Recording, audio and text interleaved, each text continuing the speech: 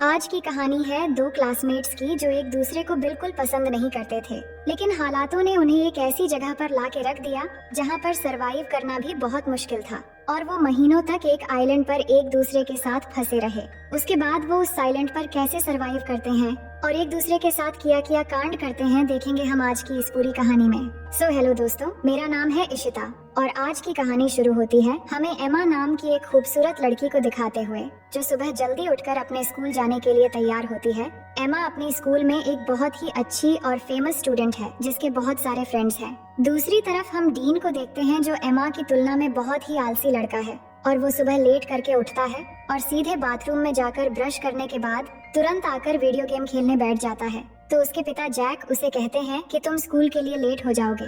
वहीं हम एमा और उसकी छोटी बहन स्टेसी को देखते हैं जिनको उनकी माँ बारबरा स्कूल छोड़ने आती है। उसके बाद एमा स्कूल में पहुंचकर अपने बेस्ट फ्रेंड लिजी से मिलती है और जब वो बातें कर रहे थे तभी स्टीफन नाम का एक स्टूडेंट आकर एमा को हाई कहता है और ये देखकर लिजी एमा को चिढ़ाने लगती है। अब उसी दिन क्लास में मिस्टर क्रिश्चियन सेन जो उनके टीचर हैं, वो बताते हैं कि बस अगली सुबह ठीक 7 बजे ट्रिनिडाड आइलैंड के ट्रिप के लिए निकलेगी और वो आगे बता ही रहे होते हैं कि एमा क्लास में लेट पहुंचती है और डीन भी पीछे से आकर एमा से टकरा जाता है और उसे सॉरी शहजादी कहता है। इसके बाद जब मिस्टर क्रिश्चियन सेन ट्रिप के बारे में और जानकारी दे रहे थे तभी लिजी एमा से कहती है कि डीन भी ट्रिप पर जा रहा है अपने पिता के पैसों की वजह से, और फिर वो डीन को देखकर मुंह बनाती है। अब लंच के समय लिजी अपने दोस्तों को एमा और स्टीफन के बीच सुबह जो हुआ वो बताती है और कहती है कि ट्रिप में जाकर हमारे पास 1 हफ्ता होगा अपना जादू चलाकर एमा को स्टीफन के साथ एक्शन कराने के लिए। पर एमा कहती है कि हमें ये सब छोड़कर ट्रिप पर ध्यान देना चाहिए। अब सभी जब बातें कर रहे थे तभी एमा की नजर डीन पर पड़ती है जो चाकू से सेब काट रहा था। अब थोड़ी देर में मिस कोलियर जो एक टीचर है वो डीन के पास आकर उसे स्कूल में चाकू लेकर आने के लिए डांटती है और फिर उसे प्रिंसिपल के ऑफिस में ले जाती है। फिर लिजी अपने दोस्तों से कहती है कि एमा को डीन जैसे लड़कों के साथ नहीं रहना चाहिए जब स्कूल का एक हॉट लड़का एमा को पसंद करता है। अब अगले दिन सुबह एमा तैयार होती है ट्रिप के लिए और अपने माँ बारबरा और पिता फिल को थैंक यू कहती है उसे ट्रिप पर जाने देने के लिए। दूसरी तरफ डीन ट्रिप पर नहीं जाना चाहता तो उसके पिता जैक उसे कहते हैं कि उसके स्कूल के नियम को तोड़ने के बाद भी उन्होंने कितनी मेहनत की उसे ट्रिप पर जगह दिलाने के लिए, जिसके बाद वो जाने के लिए मान जाता है। अब आगे हम देखते हैं कि मिस्टर क्रिश्चियन सेन सबको बस में चढ़ने के लिए कहते हैं। अब बस में चढ़ते वक्त स्टीफन एमा से पूछता है कि कैसी हो एमा, जिससे लिजी एमा को फिर से चिढ़ाती है पर एमा उस पर ध्यान नहीं देती।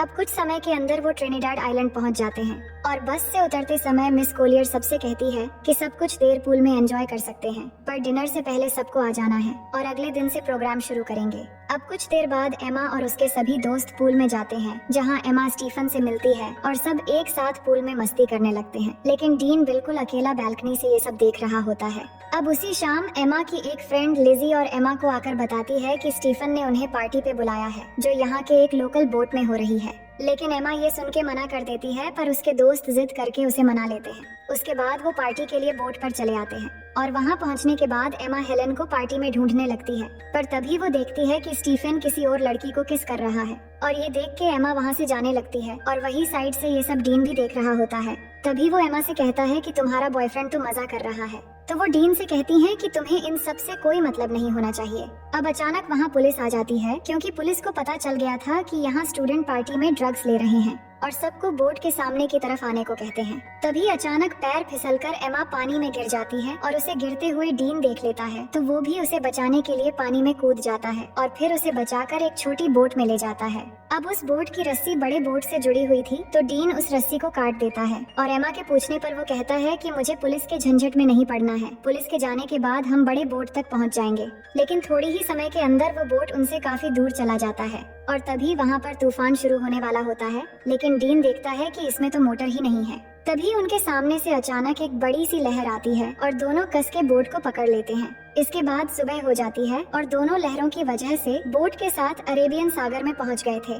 डीन का फोन भीग चुका था तो वो एमा को उसका फोन देने को कहता है पर एमा के फोन में नेटवर्क नहीं आ रहा था। फिर एमा डीन से कहती है कि हमें पार्टी बोट का पीछा करना चाहिए था तो डीन कहता है कि चिंता मत करो, कोई ना कोई हमें लेने आ जाएगा। वो बात ही कर रहे थे तभी अचानक एमा थोड़ी दूरी पर एक आइलैंड नजर आती है जिसके बाद डीन बोट को उस आइलैंड की तरफ ले जाने लगता है और बहुत मुश्किलों के बाद दोनों उस आइलैंड पर पहुंच जाते हैं। और वहां पहुंच के एमा फिर से फोन के नेटवर्क को देखती है, पर वहां भी कोई नेटवर्क नहीं मिलता। फिर डीन को उस बोट पे एक फ्लेयर गन मिलती है, तो वो उसे ले लेता है और फिर दोनों आगे बढ़ने लगते हैं इस उम्मीद में कि आगे जाने पर उन्हें कोई मदद मिल जाएगा। दूसरी तरफ होटल में पिछले रात की पार्टी की वजह से मिस्टर क्रिश्चियनसेन ट्रिप को कैंसिल कर देते हैं। तभी लिजी मिस कोलियर से कहती हैं कि एमा होटल वापस नहीं आई है और उसे लगा कि शायद एमा कल रात किसी और के साथ थी, इसलिए उसने किसी को नहीं बताया। और वो बताती है कि उसने एमा को आखिरी बार पार्टी बोर्ड पर देखा था। इसके बाद मिस्टर क्रिश्चियनसेन सबकी अटेंडेंस लेते हैं, तो उन्हें पता चलता है कि डीन भी यहाँ मौजूद नहीं है। अब इससे इनको पता चल जाता है कि डीन और एमा दोनों ग्रुप से मिसिंग हैं। उसके बाद पुलिस आकर एमा के दोस्तों से पूछताछ करते हैं, तो मिस कोलियर पुलिस से पूछती है कि क्या उन्हें ढूंढने का कोई तरीका है। तो पुलिस कहते हैं कि ऐसे केस अक्सर होते रहते हैं, शायद वो खुद से ही वापस आ जाए, लेकिन अगर वो समुद्र में कहीं फंस गए हो तो दोनों को ढूंढना थोड़ा मुश्किल हो सकता है। और ये बात जब डीन के पिता को पता लगता है कि उनका बेटा खो गया है, तो ये सुनकर वो तुरंत स्कूल जाते हैं और वहाँ एमा की माँ बारबरा से मिलते हैं। और उसी समय फिल भी वहाँ आ जाता है और यहाँ सब परेशान होकर प्रिंसिपल से दोनों बच्चों के खोने के बारे में पूछने लगते हैं, पर प्रिंसिपल ठीक से कोई जवाब नहीं दे पाते, जिसके बाद वो तीनों वहाँ से चले जाते हैं। वहीं एमा और डीन आगे बढ़ रहे थे और कुछ दूर चलने के बाद उन्हें जंगल के अंदर एक खूबसूरत वाटरफॉल दिखाई देता है। डीन को ये बहुत अच्छा लगता है, तो वो एमा को उसका एक तस्वीर लेने के लिए कहता है, पर एमा उसे मना कर देती है। वो कहती है कि हम यहाँ पे हुए हैं और तुम्हें यहाँ अच्छा लग रहा है। मुझे इस ट्रिप में प्रोजेक्ट के लिए अच्छे मार्क चाहिए थे। मुझे आगे प्रिंसटन यूनिवर्सिटी में पढ़ना है। अगर हम जल्द से जल्द यहाँ से नहीं निकल पाए तो सब बर्बाद हो जाएगा। इसके बाद वो आगे बढ़ते हैं और कुछ घंटे बाद वो दोनों इस आइलैंड के बिल्कुल किनारे पे आ जाते हैं, पर अब तक यहाँ उन्हें ना कोई रास्ता मिला था और ना ही कोई मदद। ये देख के वो वापस बोट की तरफ जाने का सोचते हैं। उसके बाद वो दोनों वापस बोट की तरफ जाते हैं और जाकर देखते हैं कि किनारे में उनकी बोट नहीं है। समुद्र की लहर बोट को कहीं ले गया था और अब सिर्फ उन्हें वहाँ एक लाइफ जैकेट मिलता है। फिर आगे हम देखते हैं कि वो पूरा दिन चलते चलते थक चुके थे और सूरज भी डूब जाता है। इसके बाद डीन आग जलाता है और दोनों यहीं पर आज रात रुकने का फैसला करते हैं। डीन देखता है कि एमा को ठंड लग रही है, तो वो एमा को अपनी शर्ट उतार कर दे देता है। फिर दोनों बातें करने लगते हैं कि कल तक शायद हमारे पेरेंट्स हमें ढूंढ कर निकाल लेंगे। अब आगे हम देखते हैं कि सुबह हो जाती है और डीन जाग कर देखता है कि एमा यहाँ नहीं है, तो वो उसे ढूंढते हुए जाकर देखता है कि एमा समुद्र के किनारे पर SOS लिख रही है। तो वो पूछता है कि तुम क्या कर रही हो, तो वो कहती है जान बचाने की कोशिश कर रही हूँ और हमें पीने के लिए पानी ढूंढना होगा। उसके बाद डीन स्विमिंग करने चला जाता है और एमा उसे देखने लगती है। दूसरी तरफ होटल में मिस्टर क्रिश्चियनसेन एमा और डीन के बारे में उनके पेरेंट्स को बताते हैं कि पुलिस उन्हें ढूंढ रहे हैं और पुलिस को एक छोटी बोट मिली है जिस पर शायद वो दोनों थे। फिर जैक कहते हैं कि अगर पुलिस कुछ कर नहीं पा रही है तो हम किसी प्राइवेट रेस्क्यू टीम को काम पर लगा सकते हैं। पर मिस्टर क्रिश्चियनसेन कहते हैं कि पुलिस अपना काम अच्छे से कर रही है और वो जल्द से जल्द बच्चों को ढूंढ निकाल लेंगे। वहीं हम देखते हैं कि एमा पीने के लिए पानी ले रही है, तभी उसे अजीब सा कुछ महसूस होने लगता है। लग रहा होता है कि उसके आसपास कोई है और उसे देख रहा है, तो वो घबराकर वहाँ से चली आती है। इसके बाद दोनों मिलकर धूप से बचने के लिए पत्तों से एक छोटी सी झोपड़ी तैयार करते हैं और थोड़ी देर बाद एमा समुद्र के किनारे बड़ा करके SOS लिखती है ताकि रेस्क्यू टीम अगर यहाँ से गुजरे तो वो उन्हें मिल जाए। फिर दोनों को जो भी इस आइलैंड पे खाने लायक मिलता है वो ढूंढ के खाने लगते हैं और डीन को केले का एक पेड़ मिलता है, तो वो तोड़ के दोनों पेट भर के खाते हैं। अब इस आइलैंड में गर्मी बहुत होती है और एमा फुल पैंट नहीं पहन सकती और वो पैंटी पहनकर भी नहीं रह सकती, तो वो अपनी फुल पैंट को काट के शॉर्ट कर लेती है। इसके बाद एमा देखती है कि डीन उस झोपड़ी में आकर सो रहा है, तो वो भी उसके पास आकर सो जाती है। तभी अचानक डीन एमा की तरफ मुड़ता है और उस पर हाथ रख देता है, पर एमा को ये अच्छा लगता है और वो कुछ नहीं कहती। फिर अगले दिन जब एमा वाटरफॉल में नहा रही होती है, तब डीन आकर उससे सनस्क्रीन मांगता है, तो एमा डीन को कहती है कि मैं यहाँ नहा रही हूँ, तुम दूसरी तरफ जाओ। तो डीन कहता है कि तुम ही ने तो मुझे यहाँ पहरेदारी करने के लिए कहा है। ये सुन के एमा कहती है कि इस आइलैंड में कोई और भी है, इसलिए मैंने कहा था। उधर होटल में बारबरा एमा को लेकर बहुत परेशान थी और न्यूज में ये बताया जा रहा था कि एमा और डीन के गायब होने की केस अब ऑफिशियल हो गई है और अब पुलिस को लगता है कि वो दोनों मर चुके हैं और अब वो उनकी लाश ढूंढ रहे हैं। और फिल तैयार हो रहा था घर जाने के लिए, क्योंकि एमा की छोटी बहन स्टेसी घर में अकेली है। पर बारबरा अभी भी घबराई हुई है, तो फिल बारबरा से कहता है कि एमा मिल जाएगी और ये कह के वो उसे गले लगा लेता है। जिसके बाद अगले दिन जैक बारबरा के साथ हेलीकॉप्टर लेकर एमा और डीन को ढूंढने निकल पड़ता है और वही आइलैंड में थोड़ी देर के बाद रात होने वाली है और एमा डीन को बता रही होती है कि वो अपने परिवार को बहुत याद कर रही है। तभी डीन को वहाँ पर किसी इंसान की खोपड़ी मिलती है, तो एमा उसे देखकर बहुत डर जाती है और कहती है कि ये भी हमारी तरह शायद यहाँ फंस गया होगा और इसकी ये हालत हो गई और अब हमारी हालत भी शायद इसी के जैसा हो जाएगा। पर डीन उसे कहता है कि ये शायद कोई मछुआरा या फिर कोई स्मगलर होगा जो यहाँ आकर मर गया था, लेकिन हमारे पीछे हमारे पेरेंट्स हैं और हम यहाँ अकेले नहीं हैं। और उसे विश्वास दिलाता है अगर हम एक दूसरे के साथ ऐसे ही देते रहेंगे तो हम यहाँ कभी नहीं मरेंगे और एक दिन हम जरूर घर वापस जाएंगे। और ये कहने के बाद वो एमा को किस करने लगता है। एमा पहली बार किसी को किस कर रही थी और उसे अच्छा भी लग रहा था और अब रात भी हो गई थी। फिर क्या होना था, डीन सारी हदें तोड़ देता है और आइलैंड में एक तूफान आता है और इस तूफान को एमा पहली बार एंजॉय करके बहुत खुश थी। फिर सुबह होने के बाद एमा जाग कर देखती है कि डीन यहाँ नहीं है, तो वो डीन को पुकारने लगती है पर वो उसे नहीं मिल रहा था। तो एमा बहुत घबरा जाती है और उसे ढूंढने के लिए जंगल में चली जाती है और थोड़ी दूर आगे जाकर वो देखती है कि डीन एक गड्ढा खोद रहा है। तो एमा को समझ नहीं आ रहा था कि डीन ये क्यों कर रहा है। तभी अचानक एमा गिर जाती है और उसे घुटने पर चोट लग जाती है, जिसके बाद डीन तुरंत उसकी चोट को ठीक करने लगता है और उसे कहता है कि तुम्हें कुछ नहीं होगा। फिर वो दोनों वाटरफॉल में नहाने लगते हैं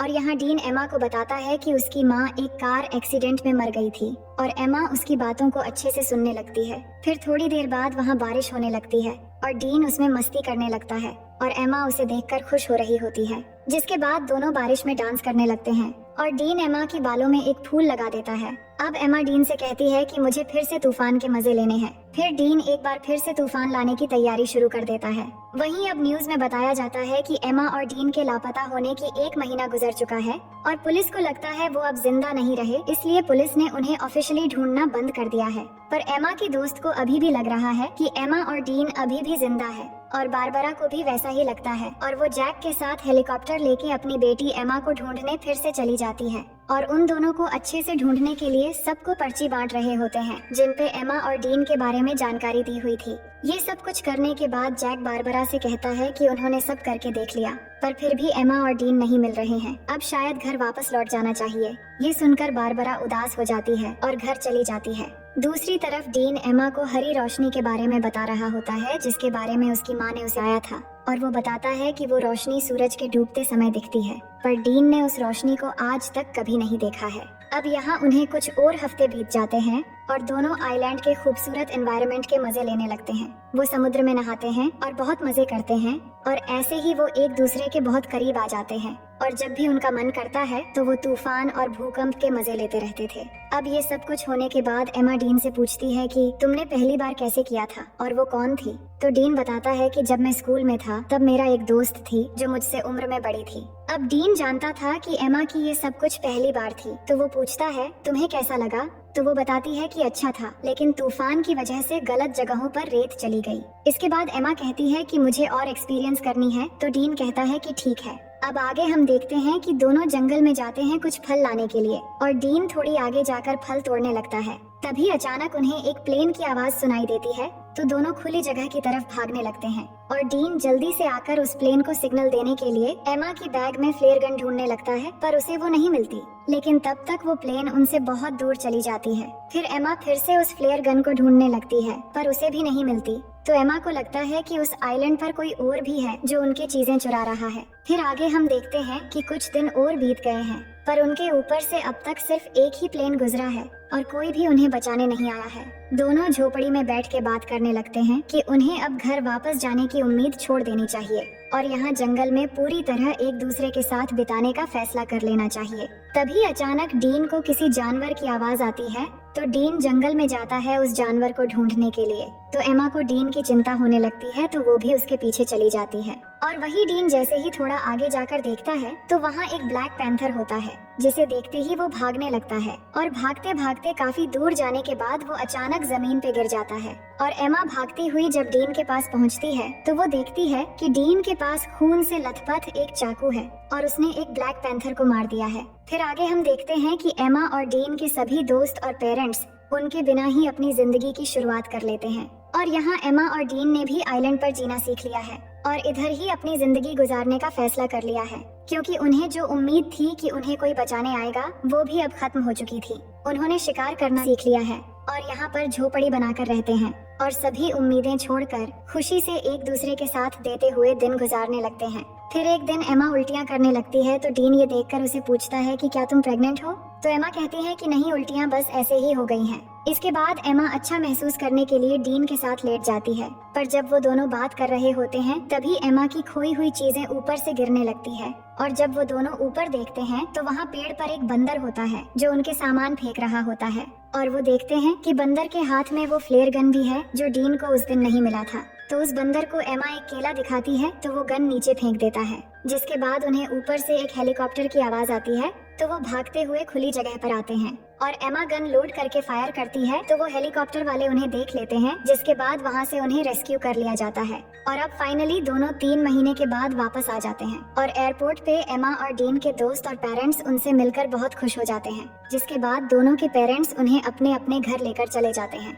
अब घर आने के बाद डीन उसी रात को एमा से मिलने जाता है और वो बात करते हैं कि घर वापस आकर कितना अजीब लग रहा है और यहाँ डीन एमा को किस करने वाला होता है, पर एमा नहीं करती और कहती है कि हर 10 मिनट में उसके पेरेंट्स उससे मिलने आ रहे हैं, अब शायद तुम्हें यहाँ से चले जाना चाहिए और कहती हैं कि हमारे आने की खुशी में मेरे पेरेंट्स ने एक पार्टी रखी है तो तुम्हें भी आना है। फिर अगले दिन पार्टी पे सब जमा होते हैं और एमा के पेरेंट्स सबको कुछ कहने लगते हैं उनके बच्चों के वापस आने पे। इसके बाद स्टेसी डीन से पूछती है कि तुम सबके साथ क्यों नहीं हो? तो डीन कहता है कि मुझे सबसे घुलना मिलना अच्छा नहीं लगता। इसके बाद डीन एमा को उसके साथ आने के लिए इशारा करता है पर एमा नहीं आती और उसे अनदेखा कर देती है और ये देखकर डीन पार्टी से चला जाता है। इसके बाद सभी चीजें पहले की तरह हो जाती हैं और एमा आइलैंड से वापस आने पर वो बहुत फेमस हो जाती है, पर डीन अभी भी अकेला ही रहता है और जब भी एमा और डीन एक दूसरे के पास से गुजरते हैं तो बस एक दूसरे की तरफ ही देखते हैं। फिर कुछ दिन बाद एमा डीन को कॉल करती है पर डीन कॉल नहीं उठाता। उसके बाद हम देखते हैं कि एमा के रूम में स्टेसी जाती है और उसे कहती है कि तुम्हारे लापता हो जाने के बाद हमने तुम्हें बहुत मिस किया और मॉम डैड भी बहुत परेशान थे। हमने तो सोच लिया था कि शायद हमने तुम्हें बिल्कुल खो दिया है, लेकिन आज हम सब अच्छे से एक साथ हैं और बहुत खुश है। फिर एमा स्टेसी से कहती है कि तुम मेरी बहुत अच्छी बहन हो और फिर वो दोनों एक साथ प्रॉम पार्टी में जाने का डिसाइड करते हैं। दूसरी ओर हम डीन को देखते हैं जो अपनी माँ के कब्र पर जाता है और अपनी माँ को मिस करते हुए बहुत रोता है। अब प्रॉम पार्टी की रात डीन टीवी देख रहा होता है तो उसके पिता उसे पूछते हैं कि क्या पार्टी में तुम मेरे कोट पहनकर जाना चाहोगे? दूसरी तरफ एमा पार्टी में अपनी बहन के साथ पहुंच गई थी, जिसके बाद लिजी उसके पास आती है और एमा को एक सरप्राइज देने के लिए आगे ले जाने लगती है और तभी एमा देखती है कि बाहर बारिश में डीन कोट पहन के खड़ा है और एमा का इंतजार कर रहा है। ये देखकर एमा आइलैंड की वो सब कुछ याद करने लगती है। इसके बाद पार्टी से बाहर आकर एमा डीन के पास जाती है और यहाँ दोनों बहुत खुश होते हैं और किस करने लगते हैं और इसी सीन के साथ ये कहानी यहीं पर खत्म हो जाती है।